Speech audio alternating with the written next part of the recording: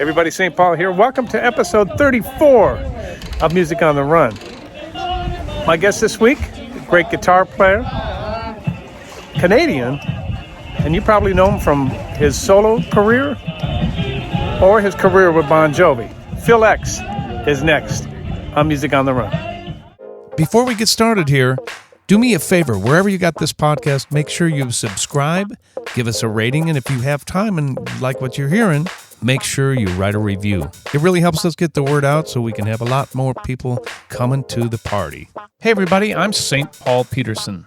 Prince gave me that nickname, and I've been lucky enough to tour with people like the Steve Miller Band, Kenny Loggins, Peter Frampton, Donny Osmond, to name a few. And when I'm not playing music, I love to run.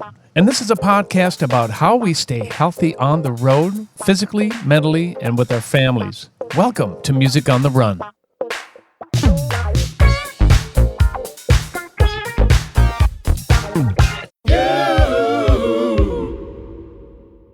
Hey everybody, St. Paul here. Welcome to episode 34 of Music on the Run. Yeah, I'm back from Hawaii. Man, what a great trip that was. I needed it. It was fun. I hope you enjoyed that last episode with Glenn Phillips from my lanai. Yeah, it was very tough. You know what I'm saying? Anyways, let's move on to my guest today. He's a guitar player, a songwriter, a vocalist. He's played on records for Tommy Lee, Avril Lavigne, Triumph, Alice Cooper, Rob Zombie, and Parliament Funkadelic. I got to talk to him about that. He has his own band, which is so cool, called TheDrills. And he happens to be a current member of Bon Jovi. Please welcome my guest, Phil X. How are you, brother? Say, man, that's cool if I'm talking about myself.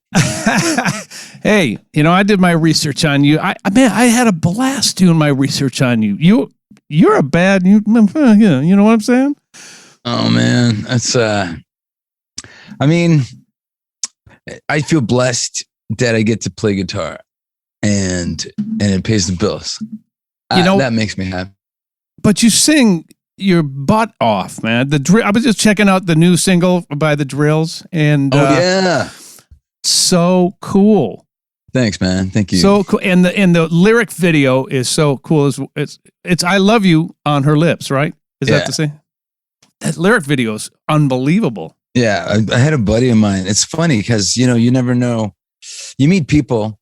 You move to LA. I moved to LA in 97. So, and we had a mutual friend also from Canada who put me and my friend Frank Greiner together. And then Frank Greiner ended up being an assistant engineer. No, actually the engineer for Scott Humphrey, who was another Canadian who was producing Tommy Lee's Methods of Mayhem.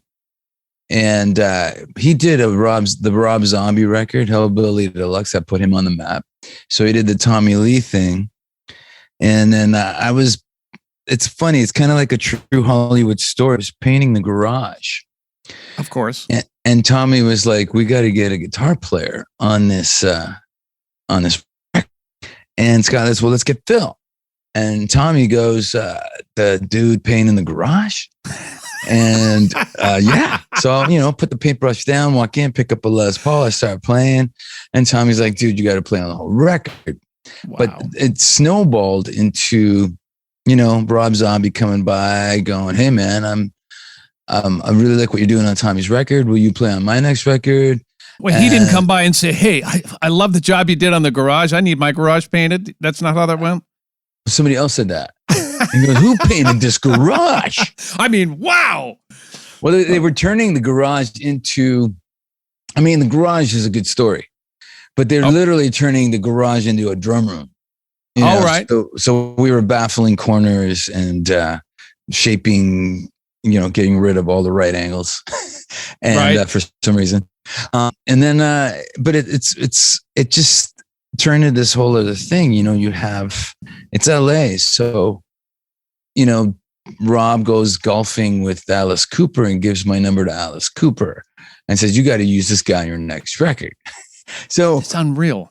It just happens that way. And then there's other streams that happen. This stream with the Scott Humphrey, Rob Zombie, Alice Cooper stream is happening. But then a friend of mine from Canada who's in a band called Our Lady Peace. I met those guys in the beginning and played a solo on their first record.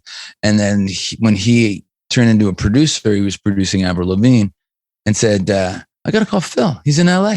Hey, you want to play on Avril Lavigne's record? I'm like, yeah, what day? So, and then that turned into Kelly Clarkson. And then another stream started with Howard Benson. And it's just, you got to get to P-Funk. Is if you have to show up game and deliver. Yeah. And, a lot of people think I borrowed a Les Paul to do the Alice Cooper record. Come on. I did. Because this guy was already giving me, it ended up being a really cool dude. Like Bob Marlette was producing Alice Cooper, Brutal Planet. And he had never heard of me. And he was like, yeah, I got to call this guy for Alice, whatever. Hey, man, you want to come on Wednesday and play some guitar? And I'm like, yeah, sure. So I'm like, man, I better not show up with my sticker guitar. Hey, Matt, can I borrow your Les Paul? So it kind of went like that. Borrowed the Les Paul, went in.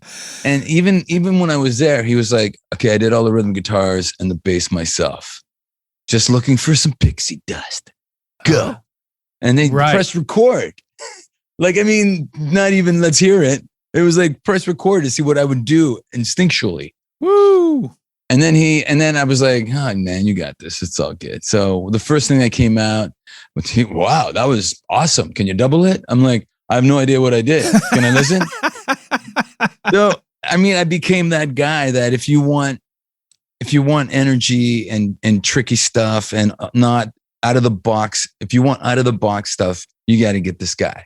Because he doesn't just come in and, like for me, I feel like let's have a big chorus and then do a chimey chorusy arpeggio thing. Yeah, right. And then it sounds like a car commercial because everybody's doing it, right? Right. So I would always find something else. I'm a songwriter, so I also try to vocal is king. So I would do stuff that would complement the vocal and the melody, and we got to get that Phil guy. That's how it just rolled like that. But you're obviously a producer too, because you think like one when you play. I think that's handy too. And you're totally right. Yeah. The producer credit that never is a credit. Well, true. Yeah. But you produce yourself because you're listening for melody and for just so you know, a lot of my listeners are coming from the running world as well, so they're going to be fascinated by this. But just so my listeners understand, when you get called in to go do a recording session, sometimes the producer will give you very specific instructions, or write a chart, or tell you to play a certain line. Basically, what he's saying to us is that he gets called to do the exact opposite, which is put stuff that he's feeling off the top of his head. So he has to take into consideration what's already been put down and what he can add to it that won't overshadow the vocal. Right. So that's the translation of what you just said. I remember the moment that it went from being in the studio with a guitar and the producer saying, I want this, this, this, and this. But then when you work on 10 songs, this, and this gets really tiresome after like 2 or 3 songs. So then I'd start doing, hey, let's try this. Hey, let's try that sound. Let's try this part. And da-da-da-da-da. So then for the next project, the producer will walk in and go, oh, it's you. Yeah, do your thing. I'll see you in 5 hours.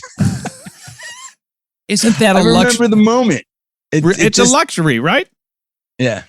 That's a luxury unless you start to get in your own head and you go, oh, man, I'm over my head or whatever. But it doesn't sound to me like that happens. You just show up and be you. You seem like a confident dude. You know what you're doing. You know what to play. And what the cool thing that I notice about you through my research, you're super musical. You play great notes. You've got great feel. And everything that I listen to from my funk background and your rock background is everything you do has a groove. Oh, thank you.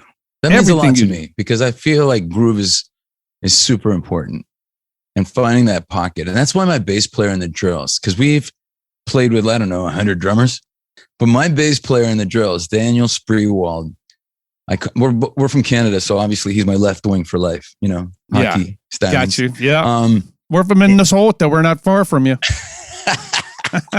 He's the glue between me and every drummer. Okay. And I love drums. I'm a huge fan of drums. But you play too, right? You play a little bit. You play a little bit. No. Come on. I suck at drums. Yeah, but you play. I bet. No, I gotta say that's not what I do isn't playing. Okay. You own a set of drums. All right, I understand. But I want to, we got a junior kit for my son who is 7, and I want to get him interested in drums and guitar, and we have a piano laying around. I mean, without guidance, they just sit down and do stuff, right? Which is really amazing, important to me. But I feel like the groove is I feel like I always wanted to just have motion. And that's where some of the things that I've heard from producers is like, I know I'm a little on top because I'm a guitar player. Exactly 30 frames. No, but I know I'm on top because I'm a guitar player, but there's energy. Right. So the producer will sit there and go, well, that sounds great. Can you sit back in the pocket a little bit? I'm like, yeah. So I sit back in the pocket a little bit, and he's like, wow, so now it's in the pocket, but there's no energy. Right. Mm-hmm. I mean, I don't know how to get both, So, but I'll try. The quest for both. And then another thing that a producer once said to me was, just record everything. How can I mute it if you don't record it? Aha. Uh-huh. So there's all these things that you learn from other producers. And I mean, we're learning every day, right? You're learning about people, you're learning about music, you hear something on the radio and go, wow, that was a really cool chord progression with that melody. And we can listen to music like that. And I think that's so special. Oh, totally. Yes. So you're from Canada. Is it Mississauga? Yeah, which is just outside Toronto. I usually say Toronto because that's the one that everybody knows. God, but of course I did my research and I saw that they inducted you into the Walk of Fame, which I think is super awesome that your hometown does that for you. Yeah, it was really special. I mean, it was. You know what's really cool about that is my mom. She loves that stuff. And I happen to be in a situation like my mom's been there for the whole career. She's been there for the whole roller coaster ride. She was there for the dips and the peaks. Oh, yeah. And when we played, when Bon Jovi played in Toronto at the Air Canada Centre, which is probably called something else now, John let me sing the second verse of Wanted Dead or Alive for my mom. Oh, did he really? He said, hey, man, do it for your mama. Let's do it. Here, take my microphone. He got me on his microphone, and I sang the second verse of Wanted Dead or Alive. And I got it on video. And she's just, I'm seeing her. She's beaming. So that's my boy. So it's kind of like an incredible, when she saw me jamming in the basement, and then she saw me playing in a club, and then she saw me in front of 20,000 people with Bon Jovi. So and everything in between, obviously. And his mom. And she turned 84 last month. Sorry. God bless her, man. You're a very lucky man that you still got your mom. Yeah. She's definitely. I'm in my mom's house. I inherited the family home. So she was an incredible jazz pianist. Wow. My whole family they're musical, but this is where we grew up. And what you see right here, this is the rehearsal space. Wow. When you come through town, we'll hang. We have a great hang down in this basement. We'll play the whole bit. But moms are special. She died a few years ago, but she was. Sorry. You would have dug her, man. So good for you that you honor your mom, man. That's so important. It really is, and that's the Walk of Fame thing that you were talking about. She was there for that, and it just meant the world to her. Yeah, I bet. It's nice to be regarded in that way with from your peers, and it was really cool. I mean, she came to the Rock of Fame, the Rock Hall of Fame with Bon Jovi in Cleveland. Oh, and it was funny because I had my kids there. We were on the road, and then we're in Cleveland and we're doing the Rock Hall of Fame with Bon Jovi getting inducted. Right. And then my wife and my kids are there, and they're going back to Toronto with my mom. And so I don't know when I'm going to see them again. So I leave. I don't go to the after party. Right. So I go into the hotel, and I hang with my kids. And then they leave the next morning with my mom. And then I'm getting calls from everyone. And they're like, you know what? We thought you were the rock star, but the rock star is your mom. She was at the after party dancing with Tico and hanging out and talking about you. Oh, man. Like, yeah, that's my mom. Oh, that's so cool. Yeah. So take me back to, I just want to get a little bit of history because I think it's fascinating. You starting off in high school with your band, is it Sidnex? Wow, man. Yeah. Come on with it. I want to hear about it because you're in high school and that band lasted a little while too, didn't it? Yeah, we got out of high school. We printed a vinyl 6-song EP. I think, when you think back, if you could have done something a little, how we recorded the guitars, but that's a geeky thing. Yeah. I think the songs came out pretty cool. And it was, the first bunch of songs that I wrote, and the bass player wrote some lyrics to some of the songs. And it's one of those things where that was the first time. But when you're young and in high school, you're also super naive. Like, we're on our way. Isn't that a great energy though? I'm working at my dad's bar and to pay and this guy got money from his grandmother, and this guy got money from his parents. Yeah. And we're all like, we're on our way, even though it's coming out of our pockets, Right. So, yeah. But I mean, it's everything's, like I said earlier, everything's a learning experience. And I really getting to make a record and go out and do shows and play at the high school. And then I feel like whatever you're doing, if you're just playing all the time, you're really honing in on your craft. So, when we were doing 3 45-minute sets, I'd finish, thank you, good night. I'd go to my room and play Woodshed until the next morning. And then I'd get up and have breakfast and then Woodshed until we went on. So I was always playing guitar. So people are like, how much do you practice now? I go, not a lot. But man, back then, there wasn't times where I didn't have a guitar. And then somebody sent me a schedule even further down the road. Say, in 1988, I was toured with a Canadian band called Frozen Ghost. Okay. And then in 1990, I was touring with a band called Aldo Nova.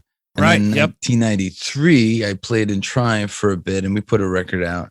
And then so now I don't want to be a side guy anymore, and I just want to be in a band and write.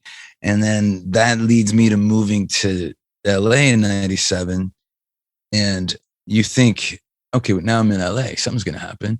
But no, you're working weird jobs and selling meat out of the back of a pickup truck and what do you mean? Wearing a sandwich board like you see in the cartoons. That was real for me for a week. And, $10 an hour is $10 an hour. And then 99 is when, I was painting the garage and then ended up playing guitar. But it's before I moved to LA, how it got to the point of what I have in my hands and what I have in my throat is a Monday night jam, a Tuesday night jam, a Wednesday night jam, Thursday, Friday, Saturday, 3 45-minute sets at somewhere within a 500-mile radius, and then a Sunday night jam. And it wasn't uncommon for us to do 21 days straight. And when you play the ski resort north of Toronto, you're doing 2 matinees in the afternoon. Oh. So that's how I honed in this and this. Yeah. And I really specifically just, that's where the hands came from. And then when I'm in the studio now in LA, the engineer's like, can you stand further back? Because from the mic? You're acoustically louder than the near fields. And I'm like, well, I could pick lighter. And they're like, no. I love what's happening, but I can't. I hear you too much. So I'd have to back up. Wow. Yeah. And that's from playing in lousy bars with lousy PAs and lousy monitors and beating the crap out of strings. You love it. I love it. That's the bottom line. Throughout the years, has that when we're young, like you said, it's just like, we're going to be great. We're going to be famous. We're going to be this now. And then you go through the ups and downs, like, maybe not getting signed or moving to LA and selling meat out of the back of the truck. Because some of these things can be hits to financially and hits to your ego. And I found it that some artists, it takes a lot of time to get through that. And some people will interpret those years differently. And it sounds like to me that you use those years as your preparation and learning years to enable you to get to do what you're doing right now. Yes. Is that definitely fair? I think everything's school, right? When people go, hey, where did you go to college? I'm like, always a van with two dudes and a PA system. Right. Yeah. On the road, 7 days a week, 2 matinees on Saturday at the ski resorts. That's college. I mean, it's something like, that's why I feel like I wish some of these kids, when people are like, when I do clinics and when I speak at schools and people have the questions and, what's it like to do that? And what's it like to do that? And what were you thinking when you did that? And it's always about not only staying positive and seeing like a light at the end of the tunnel, but what can I do to improve what I'm doing? Right. What would take it to the next level? And I just feel like you see all these videos, you open up Instagram and there's 100 guys like, you want to play faster? Take my course. And I'm like, well, that's not going to get him a gig with Lenny Kravitz. Right. Right. Or you have, when I was a kid and I washed dishes at 2 restaurants to be able to buy a Marshall 412 cabinet. And, you see the kids going, oh man, I wish I could buy that pedal, but I don't have enough money. I'm like, cut some lawns, man.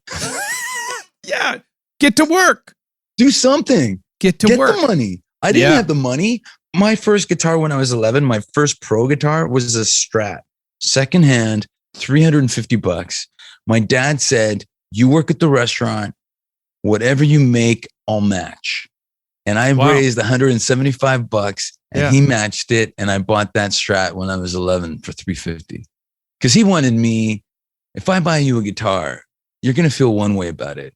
If you work hard and put in your own dough, you will feel a different way about it. He was right. That's how I want you to feel. He was right. Yeah, totally. So were your parents, they're not musical, or are they? Oh, my dad. My mom loves to sing. That's how they met.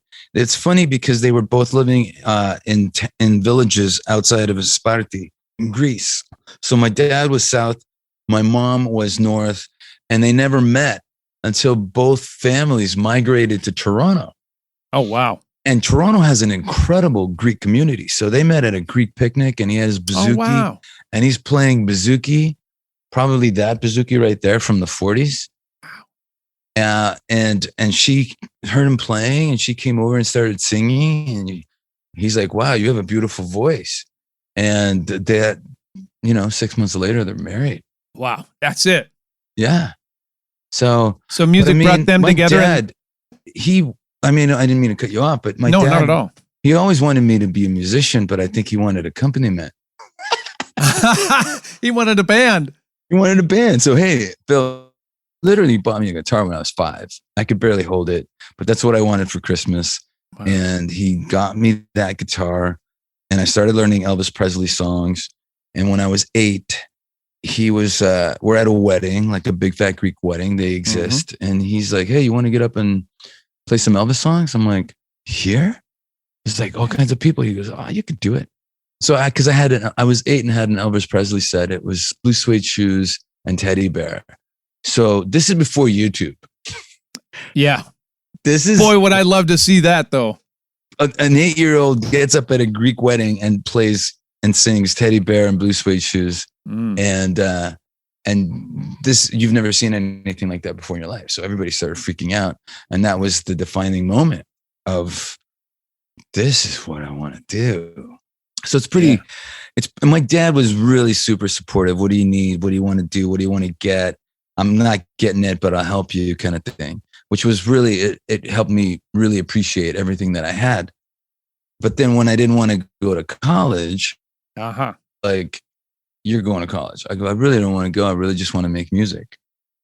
And he goes, and he wanted to be rough, but his one line to me was, you have a bigger chance of winning the lottery than becoming a rock star. And at least go to school and have something to fall back on. This is his approach. And I said, you always wanted me to play music. He goes, but I didn't want you to be professional. Man. But before he passed, he got to see some really big gigs. So and he got to see me on Much Music, which is Canada's Canadian version. Yeah, I know it well. I've been on it before. Very cool. So when he saw that a few times, it was like, okay, you're doing all right. Man, I'm sure he's looking down. I'm very proud of what you're doing, man. What I see from my research on you is that you show up, you have fun. I saw the behind the scenes on the 2020 European tour that you did, that nice little 30-minute. You look like you're having a ball. Dude.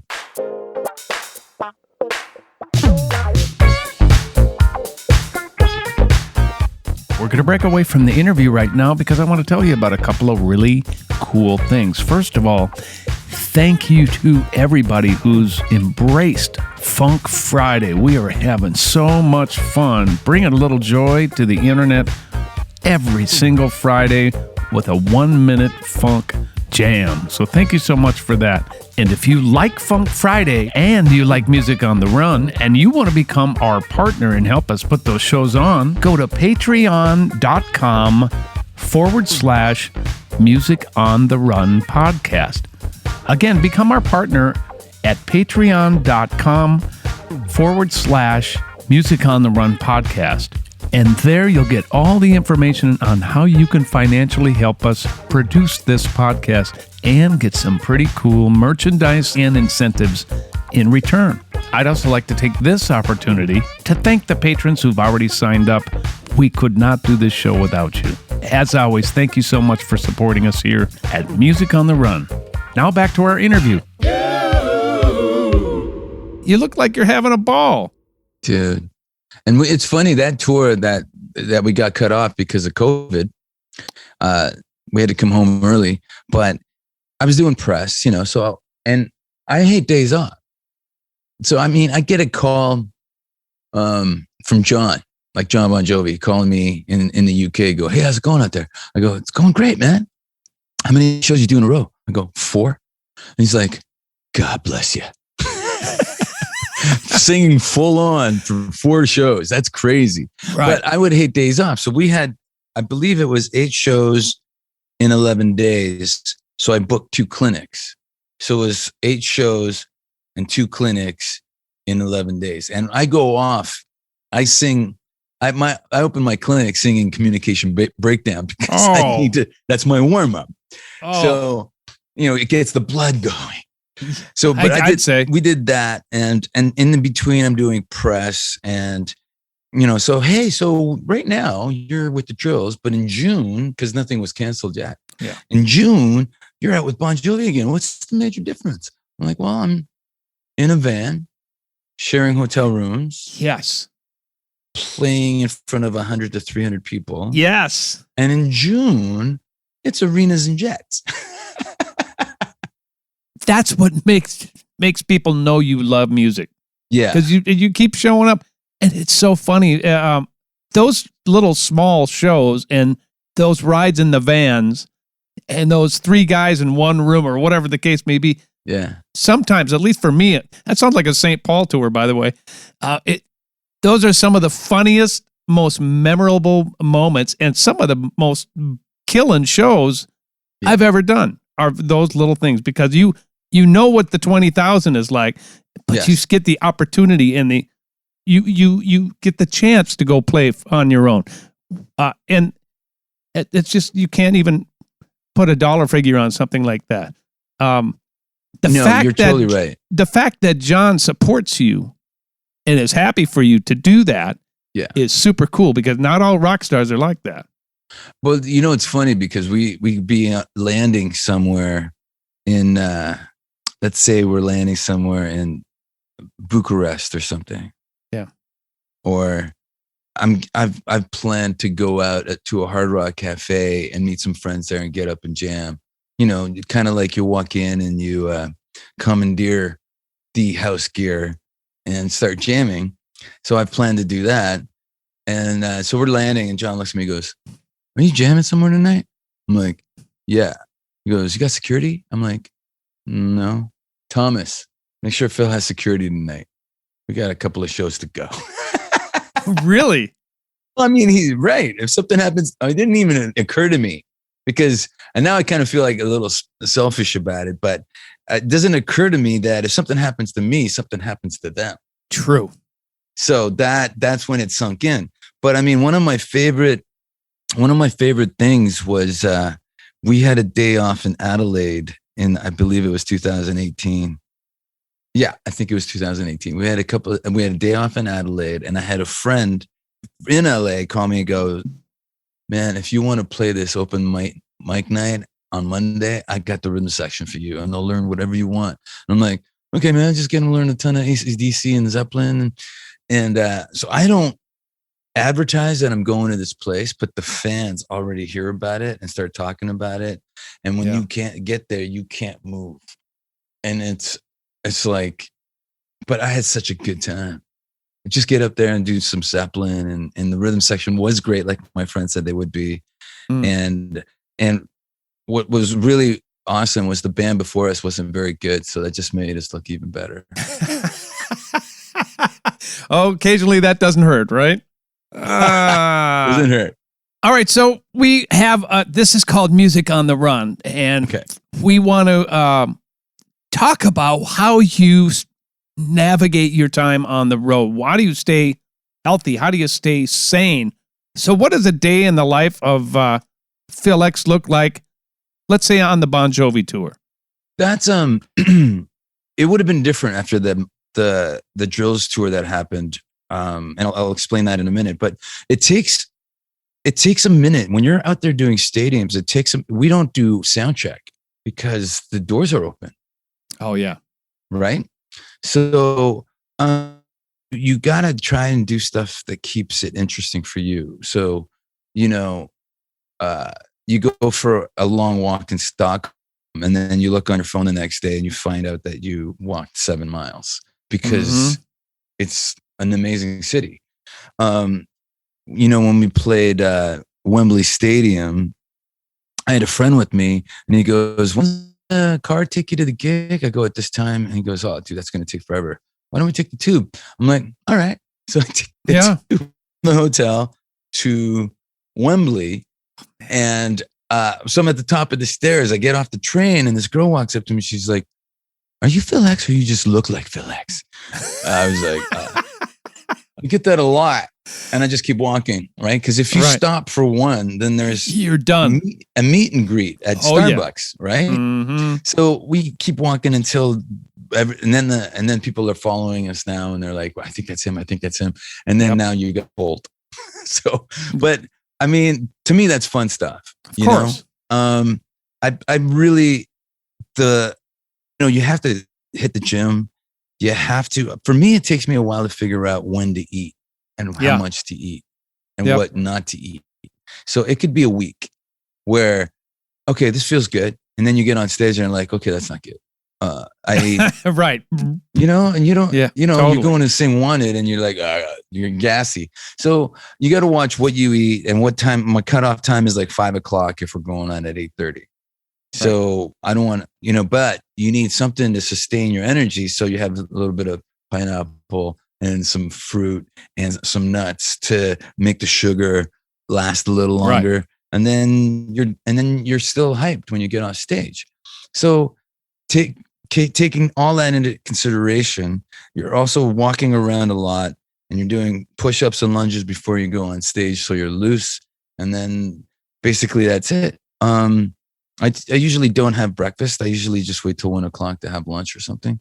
Got it. But with the Drills, it was a completely different animal when we were in the UK in 2020.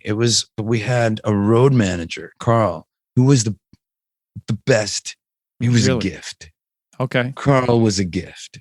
Got it. He just, because not only is he wearing 4 hats like road manager, advancing the gigs, advancing the hotels, selling the merch, making sure everything else is good, running the VIP meet and greet, all that stuff. He's wearing all those hats. He made us smoothies before we went on stage. Oh. He goes, I can make you a smoothie. And I'm like, make it. So he makes a smoothie, and he's putting like stuff you've never heard of in the smoothie before, like turmeric and cayenne pepper and pepper to make the turmeric even stronger and do what it does. And then there's a little avocado in there, and there's half a banana. And I'm like, what the heck? And then you get on stage and you got all this energy and you're ready to rock. Yeah. And then the show's over. You've done your 90 minutes and you're still ready to rock. And you're doing, selling merch at the merch table, doing all that stuff. I was like, man, I'm taking that shake to the Jovi tour. Hello. Oh, yeah. Unbelievable. A little bit different story when you're on tour with TheDrills than it is with John. A little bit. Well, it's funny because I'm, musically, having both canvases is incredible. Of course. I'm driving this bus and I'm in the passenger seat on this bus. Do you think that having both those canvases makes you a better team player in the Bon Jovi camp? When you got to be the lead guy over here and you have all the responsibilities, do you think it helps you support John better when you go into that situation? I don't think so. Okay. It's such a different animal that I really have to dial back what I do with the drill. I really have to dial back, but I do learn from John in a lot of ways. I learn, the way he paces a show, and he's a really cool dude to learn from. But when I go to the drills, it's way more manic. Okay. And my manic in Bon Jovi happens for about 30 seconds and keep the faith. Okay. Whereas my manic, except for the one breakdown version of a song, We Have Beautiful Apartment, that we do in the drill show, is pretty manic from top to bottom. I feel like, when I walk off the stage and I'm exhausted, I feel like the audience is exhausted too. They're like, I'm like, hey, how's everybody doing? And they're like, I'm catching my breath. I got a cramp. But so two different animals though, too. The thing with Jovi that I learned early on was it's John's show and I'm there to support. And got it. Even in the beginning, I feel like okay, so you're a musician and you're a great musician, but you know that this guy playing that song and this guy playing the exact same song is never going to be the same. Right. I don't play like Richie. Right. I'm going to have a good guitar tone. I'm going to get as close as I can. Mm-hmm. And when somebody, I was getting a lot of questions like, what was the hardest song you had to learn? And I said, there wasn't really anything technically difficult, but sometimes trying to capture the emotion intended is harder than nailing the licks. Right. And people, but for me, I want to respect the band. I want to respect the music.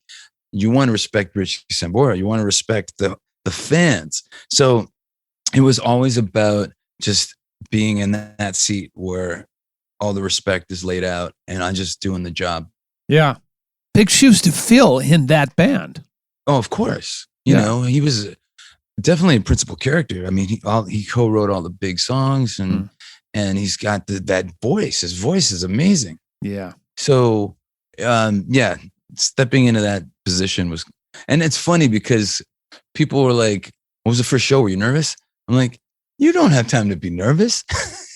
Right. You can't get in your head when you're walking on that stage. You got to stay out of your head when you're walking on the stage and you're just you're thinking, dude, you've been playing guitar and singing your entire life. It's just Bon Jovi songs. You got it. Yeah. But that first show, 50,000 people at Jazz Fest in New Orleans. Yep. You see 50,000 people and they're all looking at you going, who the fuck is that? That's not Richie's what? Yeah. So that had to be great, and it had to be weird, and it was you weird. You seem to have handled it beautifully, though. I really thought, because that was my first time on stage with the band, and I really thought John would say something. Hey, Richie couldn't make it tonight. Let's have a hand for Phil Axe, who showed up out of the blue, and he's filling in. But he waited until the encore. So it was 90 minutes of everybody going, who's that guy? But the funny thing is as soon as he said, I'd like to thank Phil X for filling in for us, 50,000 people were like, oh, yeah, checking you out. Oh, hell Googling yeah. who is this guy? So that was kind of funny. Well, you might as well tell us how you got the Bon Jovi gig, as long as we're talking about John. It's funny. People think that we go back, because we do go way back, but John meets and works with so many people. Like I'm pretty sure he didn't remember me from 1990. So John started a label and signed Aldo Nova and co-wrote and co-produced that Aldo Nova record, Blood on the Bricks. So I got into that band, and when we were rehearsing, even Aldo was like, hey, John's going to get on stage with us, and probably let's do Blaze of Glory. So we learned Blaze of Glory because that was his current single. Yep. So we did a couple of events where we played Blaze of Glory, and then John would co-sing our single, Blood on the Bricks. And there was the Houston Summit or something, where not only was I in Aldo Nova, but Paul Rogers got on stage with us, and we played our kid with the long hair and the leather pants going, is this happening? This is crazy. Right. Yeah. So there was that. But then John, at the same time, John had to record an Elton John cover for the Elton John Bernie Taupin record that came out, Two Rooms. Mm-hmm. And he did Leave On, and he called Aldo and said, hey, my band's kind of on hiatus right now. Do you guys want to come to the house and we'll record Leave On and have some barbecue and stuff? And we're like, yeah, sure. So we came over, we recorded Leave On. So I played all the guitars on that. Nice. But I don't think John ever remembered that kid from Aldo Nova. Right. But it all happens, they say be at the right place at the right time kind of thing. But it kind of went that way. Like John Shanks, who had produced a number of Bon Jovi records at the time. Who's a friend of mine as well. We share him in common. See, there, Shanks. He basically, it was funny because, so Ken Aronoff, obviously, because he gave you my... That's how you and I know each other. Digits, yes. And Chris Cheney was playing bass on this project. We were at Henson. And Shanks would walk in and see us having lunch. He'd go, hey, Kenny, hey, Chris, hey, guitar guy, like this. But then a couple of days later, we're in Studio D, and he's in his studio, and he hears that we're still there. So he comes into the studio and comes up to me and he goes, you are funny mother effer. And I'm like, what? He goes, I couldn't stop watching your guitar videos last night. And it sounds like you can play and sing anything. See? So that's how we met. Funny. 2 weeks later, he calls me. I got your number from Chris. I think I have a gig for you. I can't tell you what it is over the phone. Can you come to my studio tomorrow? And I went in and I'm like, what's this gig? And he goes, you might have to fill in for Richie Sambora and Bon Jovi. And I'm like, what? How is that even possible? Yeah. He goes, well, this is the situation. Here's a contract. Here's a statement of confidentiality. John Bon Jovi took John Shanks' word for it out of the gate. Dang. No audition, no nothing. 25 songs to learn. Yep. You might get a rehearsal. You might walk on stage. Wow. And I was like, this doesn't even sound real. And then a couple of months later, I had worked on the music. I had got it all together. I felt pretty good about it. And April 14th, actually, this April 14th, it'll be 10 years. Wow. It was April 14th, 2011, that John actually called. I didn't get the phone because I didn't recognize the number. Of course. And the message was, hey, Phil, it's John Bon Jovi. I'm calling. It's my number. So I pick up, I call him, and we talk on the phone. And that was it. He said, I want you to come to New York at the end of the month. rehearse with a band for a couple of days, and put you on hold for May. Yep. So there was some kind of cycle that had been happening. Every time they took time off, when Richie came back, there was questionable performance situations. Mm-hmm. So, and then I'm like, yeah, sure, man. And that's what happened. Except when I flew to New York to rehearse with the band, Richie had gone into rehab. Got it. So it was like, I don't know if you heard, but Richie went into rehab. So On Hold for May is now you're playing May. Wow. I was like, okay. Yeah, exactly. Yeah. And it was funny because John works in mysterious ways. I don't think anybody else knew, and anybody else in the band knew what was going on. So we get to SIR in New York, and John's calling songs, and I'm just rifling through the songs, and everybody's looking around. And I heard Tico go, "Who the fuck is this guy?" Perfect. Yeah. Perfect. Yeah. It was, so everybody felt pretty good. And it was an experience, man. It was amazing. You know, when you have an idea of how things work, and then you actually see the inner workings of something that big. Yeah. It's pretty mind blowing. Yeah. Yeah. And then I learned about fans too. I learned about, you know, I did 5 shows, and there was the same people in the front row at 5 shows. And I'm like, what's that all about? Oh yeah. And they're like, oh, they're super fans, or I call them super fans. They love the band so much. It brings them so much joy. They go to multiple shows. Mm-hmm. And I go, so what's, and then I meet fans in the lobby. What's with the Bon Jovi chairs? You know, the front row is Bon Jovi artwork chairs. And they're like, okay. And so I'm not talking to fans in the lobby. Those are, if you get a certain VIP package, you get to take a chair home. And this girl goes, I have 5 chairs. Oh, you need a table. Yes, you do. So it was kind of like that, you know. And it's kind of when I look back now, I feel like everything that played out was pretty amazing. And then they said, Richie's coming back. Thank you for your job. Here's a bonus. See ya. Got it. Yeah. You thought that was 2 years later was when I was at Trader Joe's, and you know, John calls, and I'm like, John, Jovi calling. I bet you did. Yeah. Look, everyone. Look, it's John. What's up, Johnny? Yeah. You know? Yeah. Talking real loud. Yeah. Yeah. And he's like, we need you in Calgary tonight. I was like, wait, tonight? And he's like, yeah, tonight.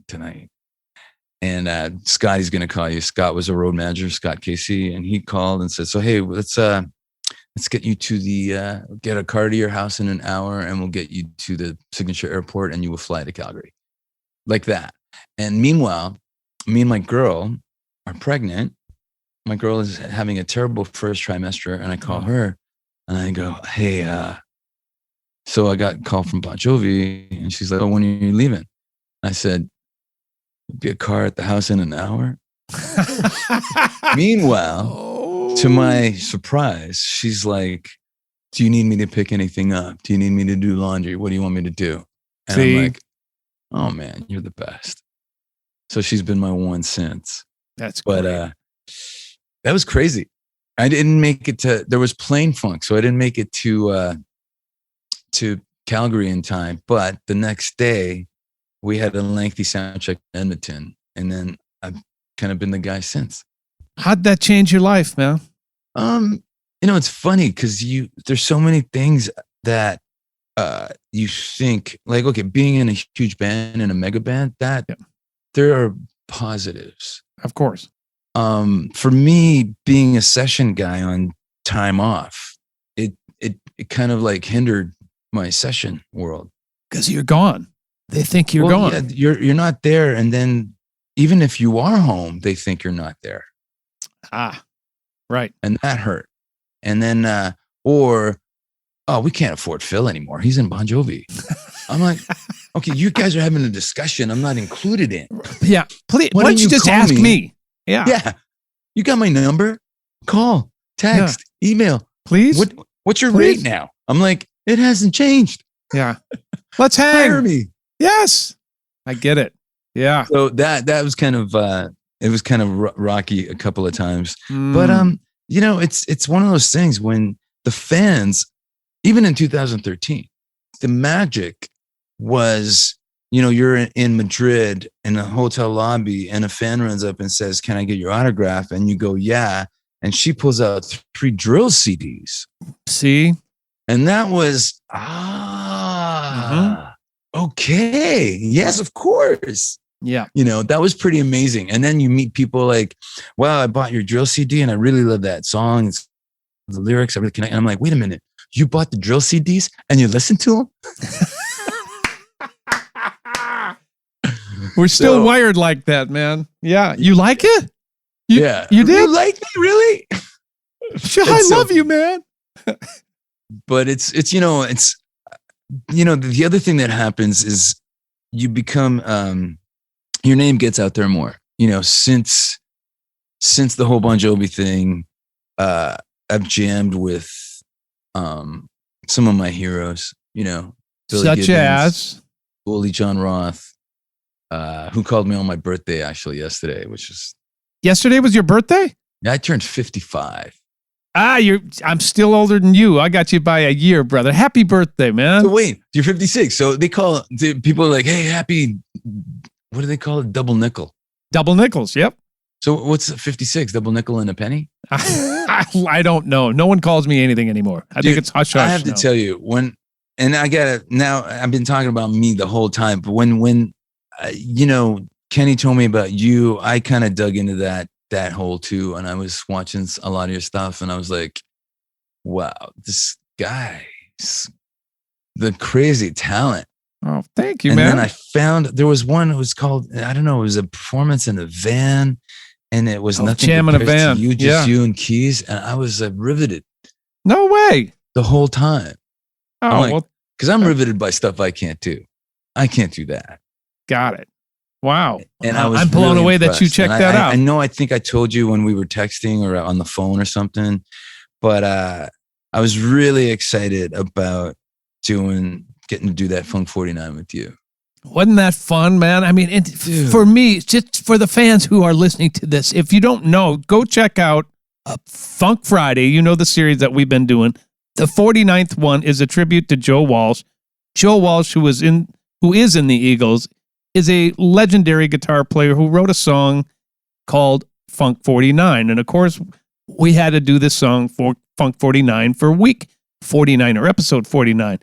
I called my buddy Kenny Aronoff. I said, "Who do you think would be good for this?" And he said, "You got to try my buddy Phil X." I'm like, "Cool. I don't know Phil." He said, "Let me hook it up." Of course, Kenny, with his energy, he's like, we were connected within 30 seconds and you and I hit it off great. And, you know, let me tell you the truth now. I decided to play guitar on this as well, which was balls of steel because I can't play guitar like you play guitar. So thank you for not going, "Jesus, you should turn this off." You were very nice, man. And it was just an honor to play. You have a great feel though. For me, I think you told your story and then I told my story, but I think the true star of that track is Lenny. Yeah. I love War. I love, Lowrider and Cisco Kid. Yeah. And all that stuff with the percussion. And I was like, it's funny. I think you sent me the track and you said, I don't have Lenny's track yet, but I'll send it to you when I have it. And then when I put it in, it was like, Lenny's the baddest. And he's been on half of the Funk Fridays and he's become such a dear friend. And that's what the beauty of Funk Friday has been for me. I get to meet people like you, get to meet people like Lenny. I mean, and same thing. I got to meet you. I mean, it's amazing. Yeah, it's really fun. When music brings people together, that's one of the best parts, right? That's the silver lining in COVID for me. I'll tell you that. Just because it's coming up on an hour here. We're coming near the end. There's something that's important to me that I want to ask you. Tell me about being a dad. Man, for me, it was like I got to be an uncle before I became a dad. I was a dad to dogs before I was a dad to kids. Yeah. I mean, everything's a buffer, kind of, right? Right. Training ground, baby. But man, when I held my son for the first time, it was like holding up my heart. And I was like, I was like, oh man, I'm never buying a guitar again. It's all about you. So, and that's honest to goodness, like how I felt.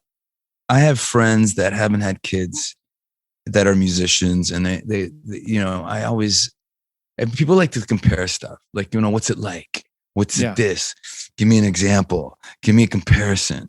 So, you know, playing in a mega band, being a musician that plays in a mega band and we sell out Madison Square Gardens, which is a dream venue when you're a kid, and for 2 nights.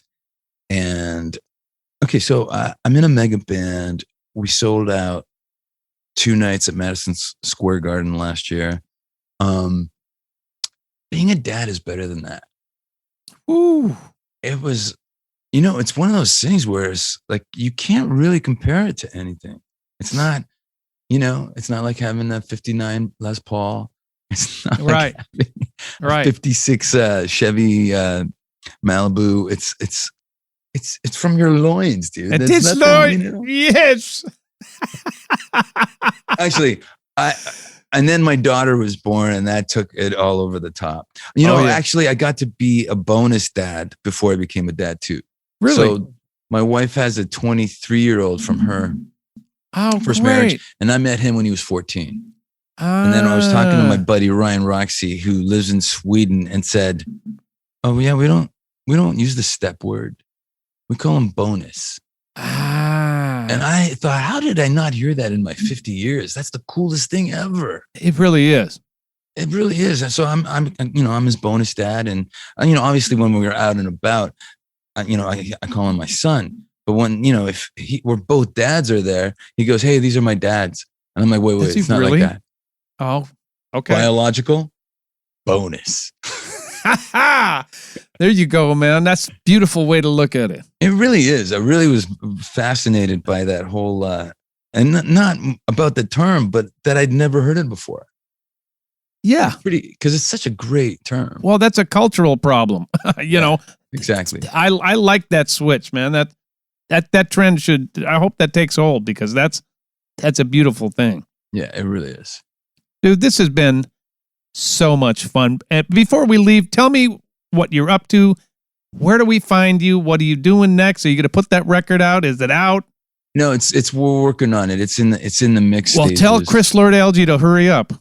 Dude, he's a busy guy. I know. But you know what? He keeps me busy too. So I'm really thankful for that. Yeah. Because when I got back from the tour last March 13th, straight into lockdown, I was scared for 3 months. Yeah. I was like, what am I going to do? How am I going to provide for my family? Everything got canceled. Bon Jovi got canceled. This got canceled. That got canceled. Projects got canceled. But in June, people started making music again. And I had the ability to record at home. So people were like, "Hey, can you throw guitars on this?" And one of those guys was Chris Lord Alge. He started producing in this COVID madness. Okay. And, you know, because a couple of times it was like, I'm mixing this song and I can't even get anything out of these guitars. Can you replace them? I'm like, yeah, sure. And then it became, wow, you're really quick and really awesome. And I'm working on this thing. And if you want to be the guitar player, who should I get to play drums? And it turned into this whole thing. And this project it's been flourishing. And some of the best music that we've made, it was with Chris this year. No kidding. If he's busy, I don't press him. I'm like, hey, hit it when you can, dude. But there's a lot of songs. Okay, so Stupid Good Lookings was volume 1. Volume was 6 songs. Volume 2 was going to be 6 songs, but now it's going to be 10 songs because there's been a different drummer on every track. Like I said, wow. I love drummers. Okay, but in this case of it being so long since volume 1 came out, we're just going to put 10 songs on it.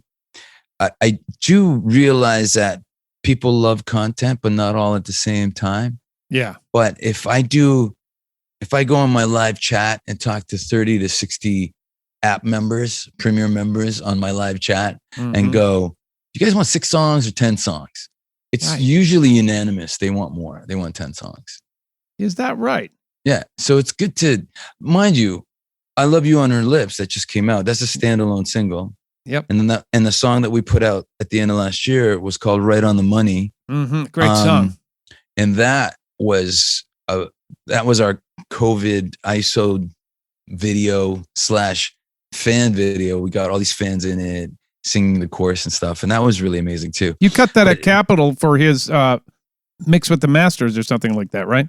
And we did 3 songs there. Oh yeah, that was a song that was recorded there. And that was my first time to see Chris do his thing. Because it always, like, I do my guitars at home. He does his stuff at his studio, and we never see each other. You know, right. I deliver Dropbox. He delivers PayPal. See you next week. You know? Perfect. So when we went into Capitol, I was completely blown away. I'm watching this guy play a key, like a sound console, like a keyboard. Like he's dancing and doing this and doing that. And then we were doing Right on the Money. And I think after the tempo change, bridge section, I was just going to go into the third chorus out. Yeah. And he came in the room and he goes, hold it. We got to do this thing. Yeah. Brent Fitz was the drummer. Brent, you take this drum break, build into a solo, build that into the chorus out. And that's exactly what we did. Looking at each other. Like, I love recording like this. There's an urgency to it. Dan didn't know when to come in for the, I'm giving him cues and we're doing this. And there was no edit. There was no overdub. I mean, I'd put another guitar on the right when I got home just to fatten it up.